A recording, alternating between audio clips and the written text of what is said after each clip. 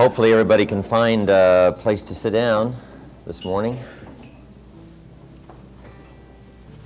We're going to be spending a couple of days together, and it's nice to see all of you here.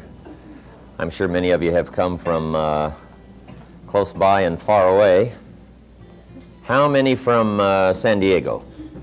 Stand up, San Diego, wherever you are. Let's see San Diego. Hey, San Diego. Fantastic. Nice to see you. Do we have anybody here from Northern California? Up north? Okay. We do the leadership seminar up north, but sometimes they come from up there down here. Let's see, who's next?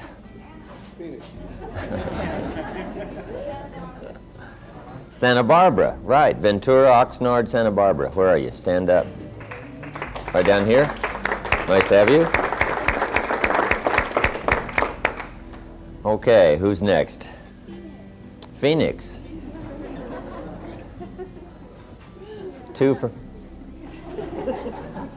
All right. How about Los Angeles? Good old Los Angeles. Tony, are you good?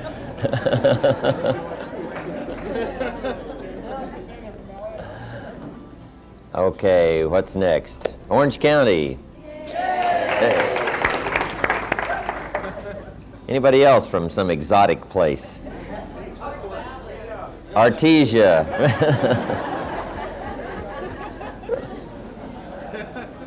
Okay. It's a pleasure to have everybody here, and we want to welcome you to the Leadership Seminar. We're going to have a good time these 2 days. By the way, we're going to take frequent breaks for some of you that have to smoke, whatever. We'll give you a chance to smoke, and then we'll have a chance for us also to stretch a little bit, relax a little bit. We'll take frequent breaks throughout the day. We're going to have lunch probably about 1 o'clock, something like that, so we can put ourselves back together here and sustain ourselves through the day. Then tomorrow we're also starting our class at 8 o'clock. Okay, 8 o'clock Sunday morning, and we'll go till about 5 o'clock today. We'll also go till about 5 o'clock tomorrow. Does everybody have note paper? Did you get your journal after the seminar? You didn't get you a journal? Okay. We're going to talk about journals today and all of the other good things under time management. Let me give you a list of the subjects we're going to cover. First of all, we're going to cover communication. That'll be our first subject today. But I want to welcome everybody here for the 2-day leadership seminar. It's nice to have you. Most of you have probably been to the evening seminar, so you're already well acquainted, fairly well acquainted, I should say, with my story and where I came from and how all of this got started. About 16, 17 years ago, I gave my first public seminar, and fortunately all of you are not in on my first seminar. That first one was not that good, but over the last 16, 17 years I've been doing my best to try to practice and see if I can't get better at sharing my ideas and expressing my feelings about the things at least that helped me to turn my life around. About 4 or 5 years ago we had some businesses, corporations in California here that invited us to come in and talk about some of the things we've learned in doing business around the world in various countries, human behavior and setting goals and game plans and communication. And we decided to do it. And then after that one got started, we did another one, and it started growing, and we finally decided to make it a product of our company. And so for the last 4 years, we've been doing this 2-day leadership seminar. And I enjoy it. It's a chance to get acquainted. It's a chance to meet people on a little more personal basis. When there's 1,000 people in the evening seminar, it's hard to get acquainted. Most everybody by 11 o'clock is ready to head for home. They got the babysitters and everything, and so it's hard to get acquainted. But at least these 2 days we'll have a chance to chat. Make sure I get a chance to meet you before the 2-day session is over, and talk a little more personally. A couple of things I hope that you'll find here in these 2 days. One is sincerity. We really sincerely want to give you a great deal of information that might be helpful for you. And sometimes it's a little difficult to judge sincerity at first glance. Especially in a big seminar, somebody walks on stage, conducts a seminar, and leaves, and you don't have that close an inspection as to sincerity. But at least these 2 days, you'll have a chance to sort of look us over a little more closely. And I hope that's one thing you find here, sincerity. I'd like for these 2 days to be a start of some new answers for you. 2 things we all need in order to do well. Here they are. Number 1, ideas. And ideas are not really that difficult to come by. A new idea is just as close as the next book you open. It's just as close as striding into the library, the bookstore, or attending the next class, or meeting the next person that might have some experience beyond yours, and out of conversation come some good ideas. So ideas are not that difficult to come by, but we do need ideas to change our lives. Mr. Shove taught me that there wasn't any problem I couldn't solve without a good idea. I used to think money was one of my problems. And he said, no, money's not a problem. Now, up until then, I always thought it was. He said, the only problem is the lack of an idea on how to create money, how to create wealth, how to give service, how to earn money. So it's not the lack of money that's the problem, it's the lack of an idea. So ideas can change your life. And hopefully by the time we finish these 2 days, we'll have a long list of ideas for you to take home and at least ponder and edit them and see what you can get from them. Use some of them. Try them out. But here's what else you need for success. It's called inspiration. And that's the tricky part, inspiration.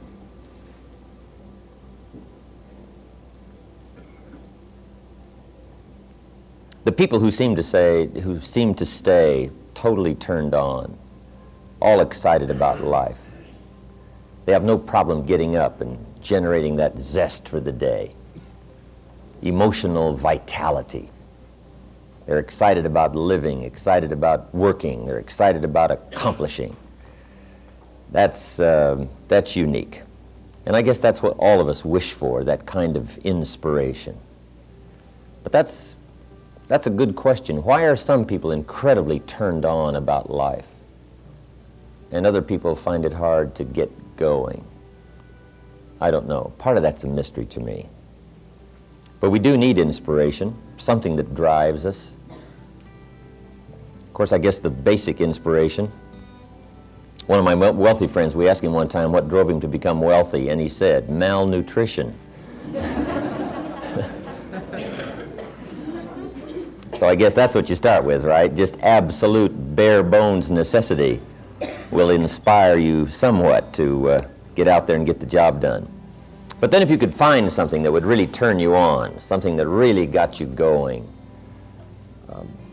that's what life is really all about. If you can find something that gives you that incredible high energy zest for living. If I was to wish something for you specially, I think that's what I would wish for you. Because if you have that high emotional energy, finding the answers are not all that difficult. And who knows but what this weekend might be the beginning of some new zest and energy on your part to go for your dreams. Here's what else I hope we can create this weekend, some emotional turbulence. It's a good idea every once in a while to just stir our mental pot. Just get the ideas flowing, get the thinking flowing, get to looking and asking questions and doing some wondering. And perhaps that'll happen this weekend. Then primarily, this seminar was designed for this purpose, and I've got a phrase for you to make a part of your notes. We all need guidelines for translating response into results. Guidelines for translating response into results.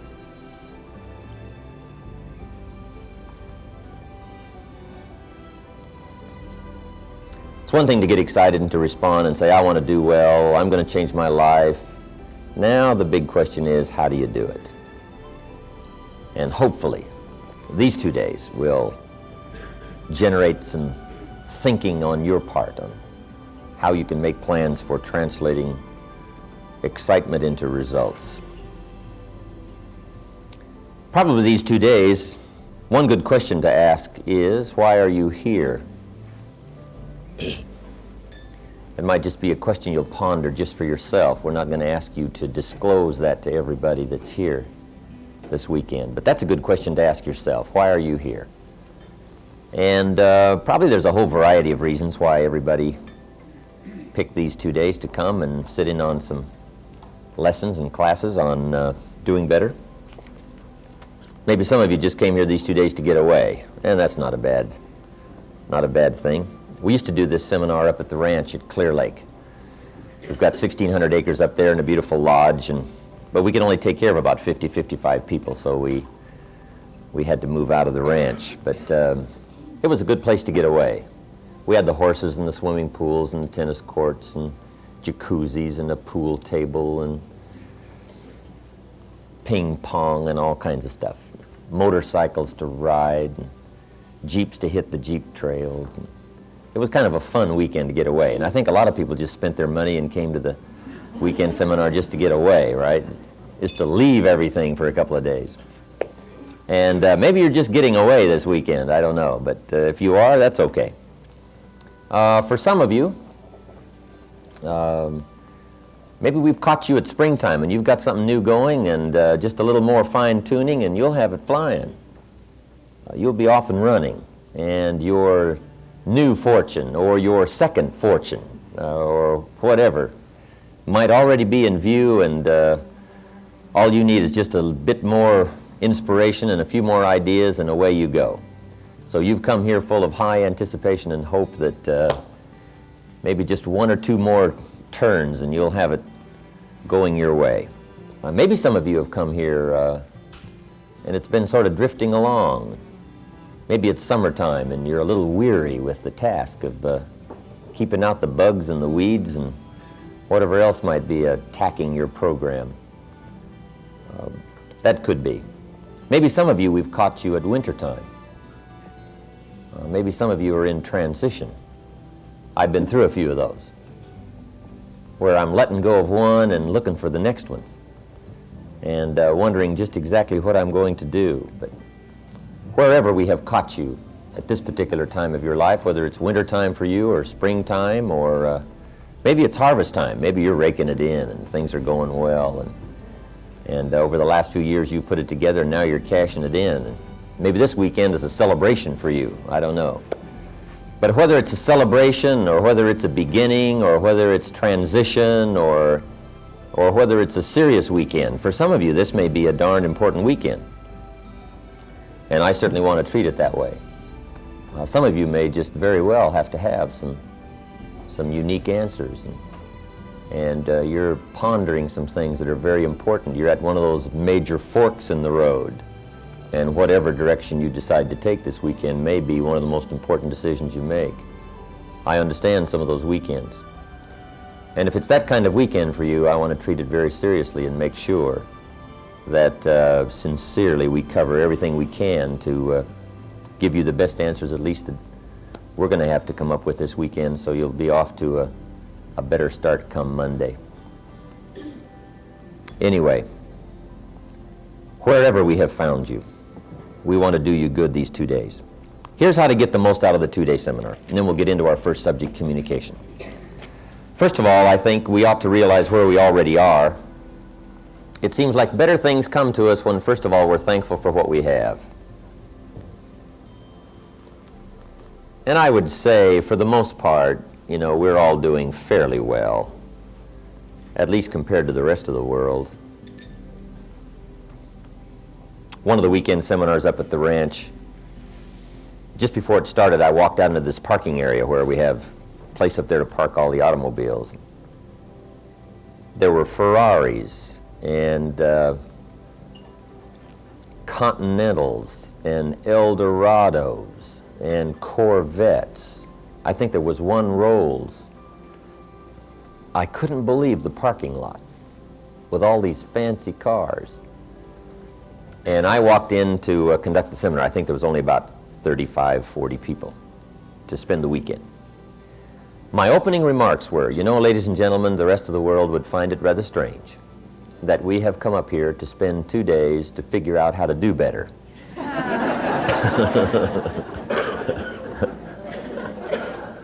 Wow.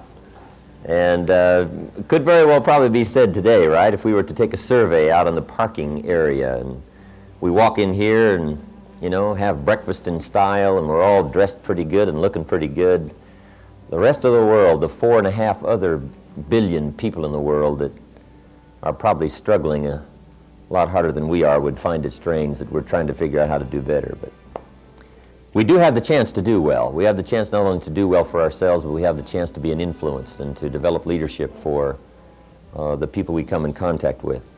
So we do have a chance to do better. And I think when you have the chance, you ought to take it.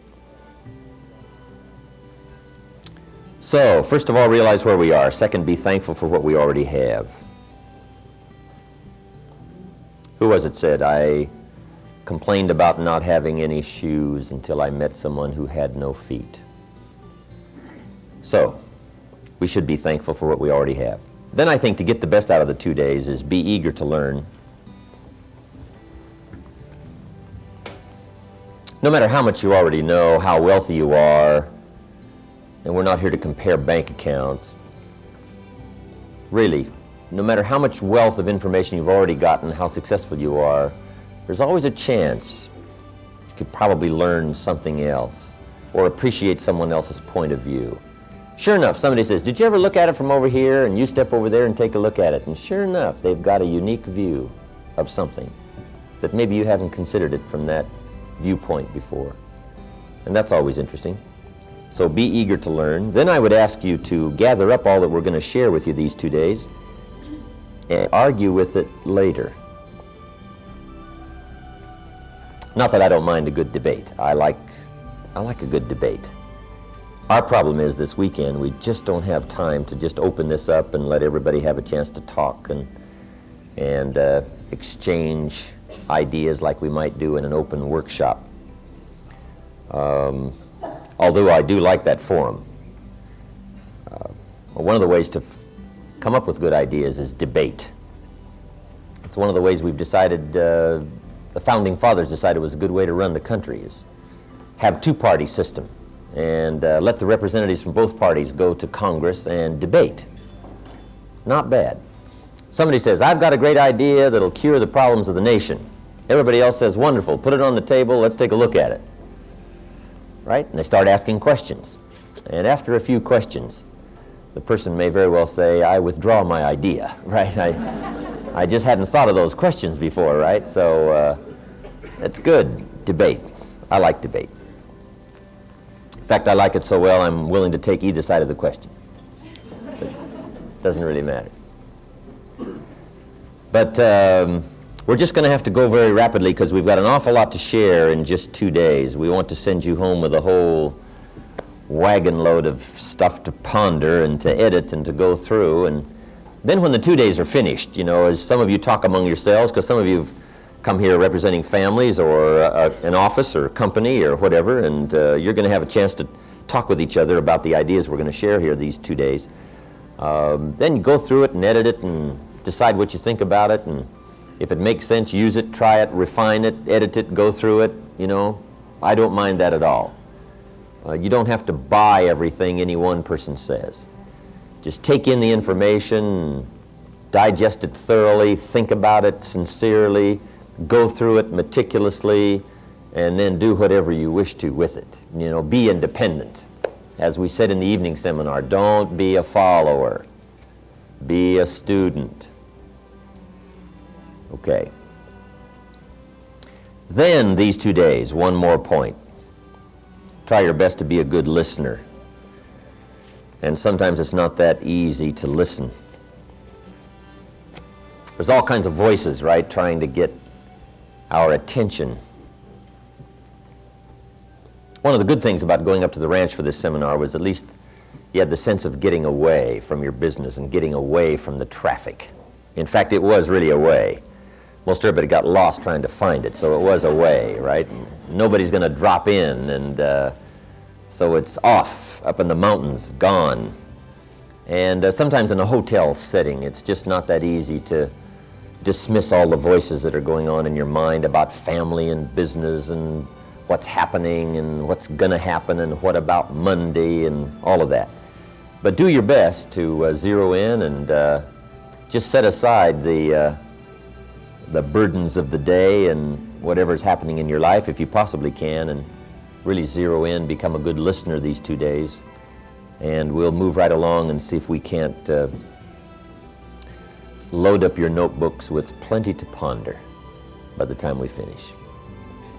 Okay, let's now get into our first subject called communication. If there's one skill to develop as well as any other, this is probably one of the major ones, communication. And by the way, I've got a theme for this seminar for these 2 days. The evening seminar, the theme was the major key to your better future is you. I've changed it just a little to read, the magic key to your better future is you. There's magic in a smile. There's magic in a handshake. There's magic in human contact. There's magic in believing. In fact, that's a good book if you haven't got it. Add it to your library. The Magic of Believing by Bristol. Good book. Anyway, hopefully these 2 days we'll talk a little bit more and maybe discover some more of the magic of human contact, human ability, human potential. And communication is one of those major skills to develop. See if you can't find the magic within you that can reach other people. How to affect other people with words. Major challenge. To get your ideas across, to get people to understand what you're trying to say, get them to understand how you feel. And at first, words are a bit clumsy when it comes to trying to express an emotion or an idea or a feeling, but if you'll practice it, and especially if you know the components of good communication, it'll really start to help. I heard the story about the preacher in the back country down in the southern part of the United States was taking over this little country church for the first time, and he was up preaching his first sermon. And he said, congregation, first of all, this church has got to crawl. And in order for this church to crawl, everybody's got to show up and do their Christian duty. And if everybody will show up and do their Christian duty, this church can begin to crawl. And the congregation understood what the preacher said, and they all responded, let it crawl, preacher, let it crawl. He said, next, this church has got to get up and walk. In order for this church to walk, everybody has got to tell their Christian story and try to win somebody else. And if everybody will tell their story, try to win someone else, this church can begin to walk. And the congregation understood what the preacher said, and they all responded, let it walk, preacher, let it walk. He said, next, this church has got to run. And in order for this church to run, everybody has got to divide up, serve on the committees, and do the work of the church. And if everybody will divide up, serve on the committees, do the work of the church, this church can begin to run. And they all understood what the preacher said, and they responded, let it run, preacher, let it run. He said, finally, this church has got to fly. And in order for this church to fly, everybody has got to reach down deep and give some of their cash. And if everybody will reach deep and give a portion of their cash, this church can begin to fly. And they all understood what the preacher said, and they responded, let it walk, preacher, let it walk. Okay, how to make it clear. First of all, we communicate for two primary reasons, and here they are. Number one, we communicate just to get along. You can't even function in the barest minimums without some kind of communication.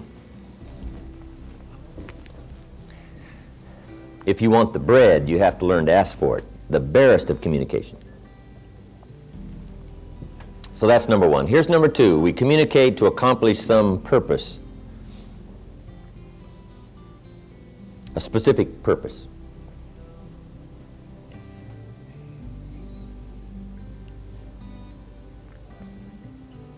Now, communication starts from somewhere, and for you, communication starts with you. Good phrase to remember. Your world begins with you. This is not to be self-centered, but your world is around you, your own consciousness and your own awareness. And so for things to work well, first of all, it's got to work well with you. Part of my training in getting me turned around, headed in the right direction, when I first met Mr. Schoaf, the man who helped to formulate the ideas that helped to change my business and social and personal life, was for me to understand that the biggest changes that was going to have to be made in my future were going to have to be made personal. I kept hoping the weather would change, and the government would change, and prices would change, and my neighbors would change, and the people would change, and my friends would change, and that the economy would change, and that the country's direction would change. I kept waiting for change all around. And then he's the one who taught me. What changes your world is not wishing for change. What changes your world is changing. You've got to change. And sure enough, As a Man Thinketh, a book by James Allen, there's a little phrase in there that says, humans are rather strange. We curse the effect and nourish the cause. We want it to change, but we don't want to change. Interesting. The guy puts sand in his shoes and he can hardly walk. And you say, well, how can you walk with that sand in your shoes? The guy says, I can hardly walk. You say, well, why do you do that? I said, I don't know. I've just been doing it for years. Incredible. The guy puts tacks in his bed and he can hardly sleep. You say, well, how can you sleep with all those tacks in your bed? The guy says, I can hardly sleep. You say, well, why would you do that? He said, I don't know. It's been in the family for years. I mean, we just do things like that. Interesting why we would wish for it to change, hoping it will change, but resisting change. Now, once you understand that all of it starts with you, now you can start making some incredible progress. And good communication with you, for you, that happens to you, the great majority of it starts with you. Now, here's a good phrase to remember. You cannot speak that which you do not know. First of all, you've got to have it before you can speak it, before you can share it. So good communication starts with an awareness that, first of all, to get a good communication going with anybody, it's got to start with some substance on your part. Now, how to consciously grow and build the substance from where communication comes from, that is the key. It's like, first of all, making deposits. You can't withdraw anything till you put something in. We all need to be consciously aware every day of gathering up the ideas, the inspiration, the feelings that we're going to use for future communication. Future meaning maybe in the next 5 minutes, but maybe the next 5 days, 5 weeks, 5 months, 5 years. Consciously aware. It is not that difficult for the years to pass and to not be conscious of what's happening in the way of demands or what's going to come in the way of opportunity for you, and just drift along and not be much further ahead a year from now than you are right now, simply because you just let the days pass.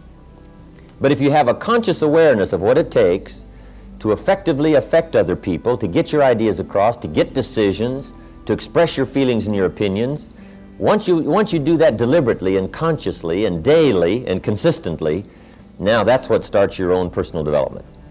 Let me give you 4 key words to be aware of that will help you in putting together a conscious awareness program of developing a source of communication, making these deposits.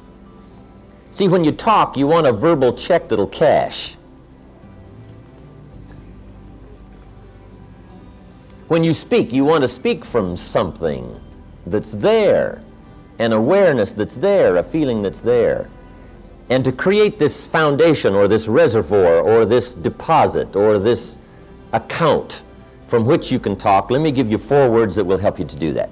Here's the first one. Develop an interest. The first word is interest. Develop an interest in 2 primary things, life and people.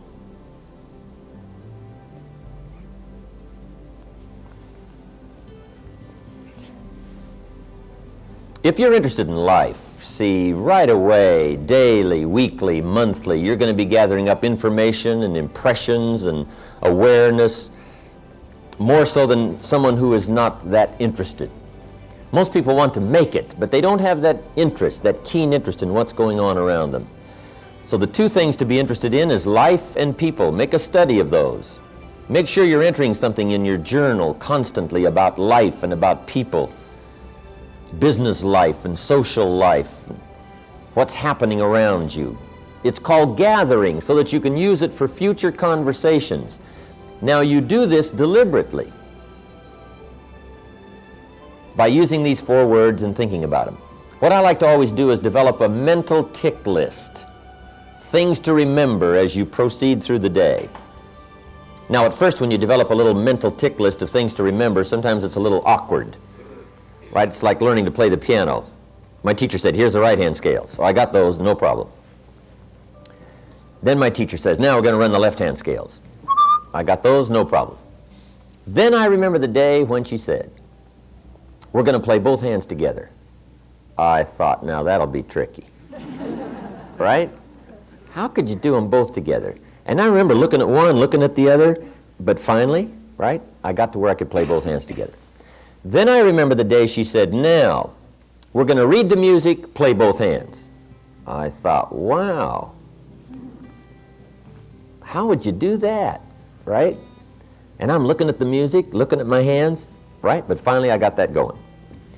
Then I remember the day she said, now, we're going to watch the audience, play the music, read the music, play both hands. I thought, now, how could you possibly do that?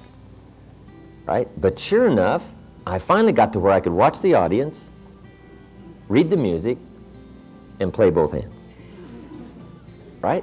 After a while. At first it was a little awkward, but after a while I finally got those, right, 4 things in line. So, here's what I want to give you. It's a little mental tick list to remember. And at first it may seem a little awkward to try to remember these 4 things in gathering information for future conversations, communication. But just try, and then finally it'll come naturally.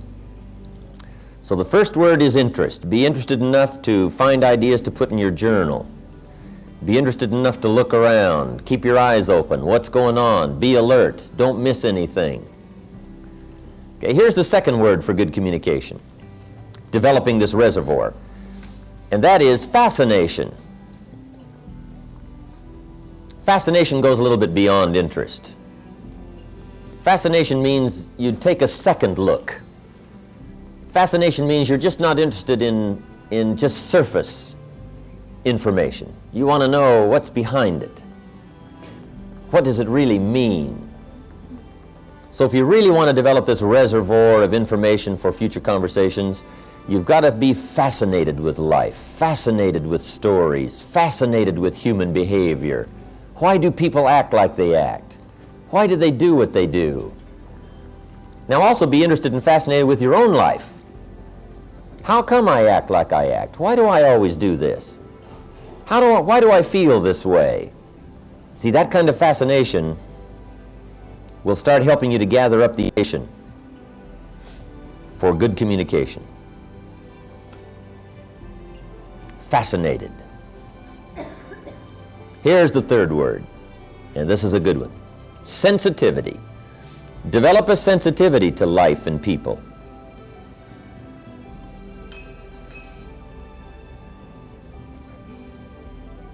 Let what's happening during the day touch you. Let it affect you. Develop a sensitivity to both tragedy and success, both the highs and the lows of life. A sensitivity to people's feelings, a sensitivity to the complexity of life as well as the simplicity of life. How people are different and yet so much the same. A sensitivity to people's beliefs, the way they look at things.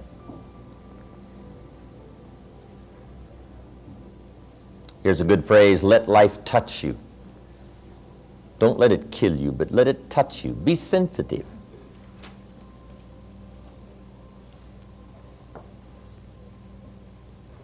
When Judy and I were married, I'll never forget, we got back from Europe. One time we were staying at the Waldorf, Astoria, New York. It was about Christmas time, I don't know, the 20th of December, something like that. And we decided to rent a car and drive out to Long Island. Judy had never been to Long Island. Judy was raised in the Midwest, farm country too. And on the way out to Long Island, Judy had never been to Harlem. So we left the hotel, and not very far away from the Waldorf Astoria is Harlem. I will never forget the look on Judy's face as we drove through Harlem. Incredible. It was the 20th of December, but in Harlem there was not one sign of Christmas. There was not one light, Christmas light. There was not one Christmas tree. There was not one wreath on any door. There was not one strand of tinsel. No sign of Christmas in Harlem on the 20th of December. And yet a few blocks away on Fifth Avenue and Park Avenue in New York and Rockefeller Center, there's the big blazing Christmas tree, and the ice skaters are skating, and the chestnuts are roasting, and right, the shops are full of clothes, and the shoppers are shopping, and there's this feeling of wealth and affluence, and a few blocks away is Harlem. Incredible. Judy talked about that experience for a long time after that, the impact it made on her. Harlem, and the incredible contrast in people's lives, from the wealthy to the poor, from the advantaged to the disadvantaged. It really affected her. But see, you want to be affected by life. Let it touch you, let it reach you. When I lived in Northern California, 2 or 3 times a year, I would go to San Francisco, the Tenderloin district. Down at what's known as the bottom of the world. Just go spend a day and see what it's like on the other side of life. Walk the streets where the lonely walk and talk to them. Find out their stories. Go eat where they eat. Visit with them for a while. It's an incredible experience. Because I was raised fairly well, I've never had any tragedy in my life, so I really don't know what it's like. But it's good to have a view and a look. You don't have to go live in poverty, but you got to be aware of it. You got to know about it. You got to be sensitive to it. Man, I got to know there Frank. Frank runs a bar in the Tenderloin in San Francisco. What an incredible place. You wouldn't believe it. Frank sees more tragedy in a week than most people see in a lifetime. Incredible. I'm visiting with him there one day. He said, Jim, see that lady sitting over there at the bar? I said, yes. He said, that's Cookie. He said, how old do you think she is? I said, I don't know. She looks about 45. He said, she's 25. I said, wow. Cookie used to be a go-go dancer. And she developed some kind of bone disease and had all these operations. And now she's got the bolts and the pins and so on trying to hold her together, and she can hardly walk. And he said, Cookie comes in here 3 or 4 times a week and sits right there. And she's also got a little boy, 5 years old. He's dying of leukemia. And said, Cookie comes here and drinks till she can't drink anymore, and usually I have to call a cab and have somebody come take her home. Cookie. The story really got to me. I used to go by after that every once in a while and put some money in an envelope and her name on it and leave it for her to come by and get. The story got me. But that's Frank, Cookie, the Tenderloin, the other side of life, where the difficulties are. We've all got to be sensitive to that. We've got to let it affect us. As you let all of life affect you, so it affects your conversation, so it affects your communication. So people have this incredible sense that there's a great deal about you and your sensitivity and your interest and your fascination with life that makes life uniquely worthwhile for you. And I'll tell you what, it'll show up in your conversation, it'll show up in your feelings, it'll show up in your ability to reach people. Sensitivity. Don't be afraid of it. Use it. Develop it. Now here's the fourth word, knowledge.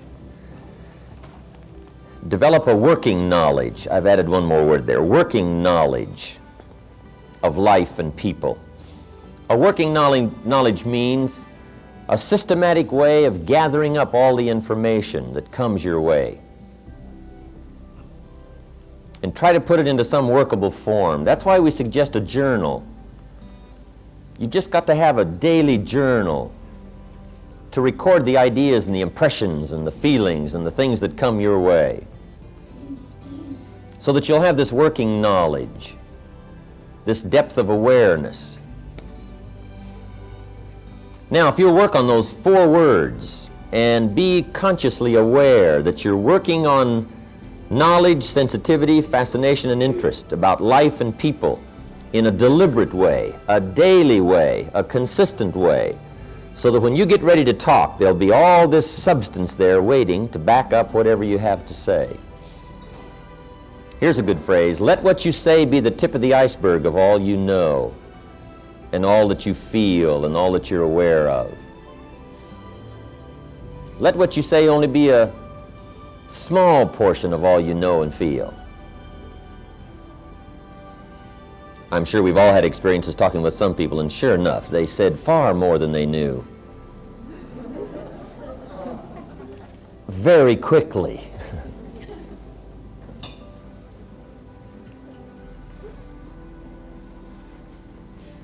All right.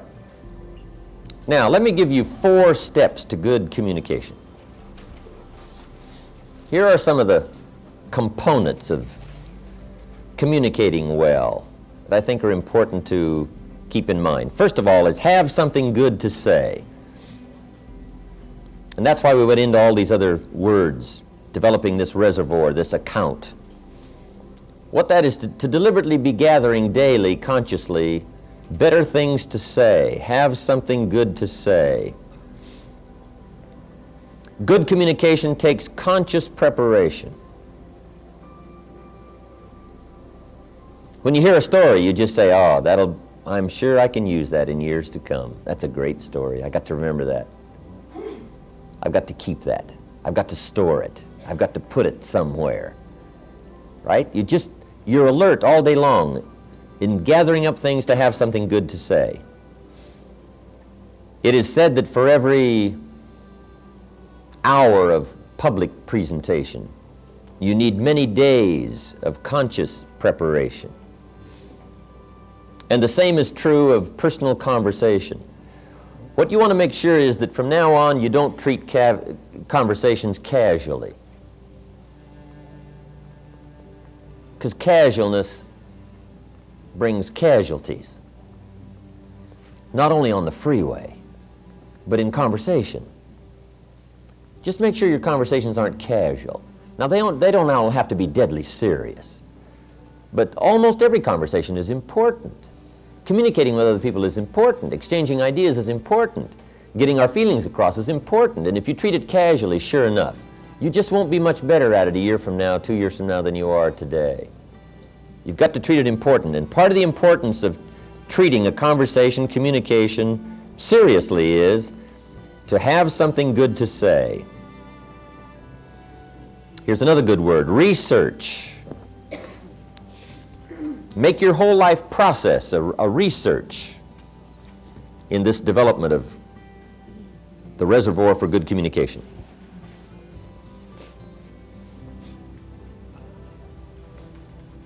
Now, if you've got a speech to make, or you're going to have a family council, or you're going to get together with somebody and you've got something important you're going to have to get across. Now, let me give you a good advice. Get ready for it. And sometimes getting ready is a matter of several days of taking some time throughout the day to get ready to get ready. However, if you're going to talk with somebody, we all need to develop a sort of a quick mindset of getting ready to talk to somebody. You know, putting it in gear, being conscious, being aware. That's called getting ready. But this whole process of getting ready to have something good to say is very important. Research.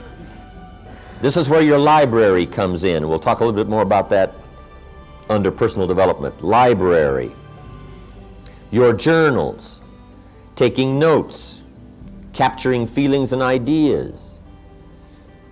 That's how you have something good to say. You do it deliberately, consciously.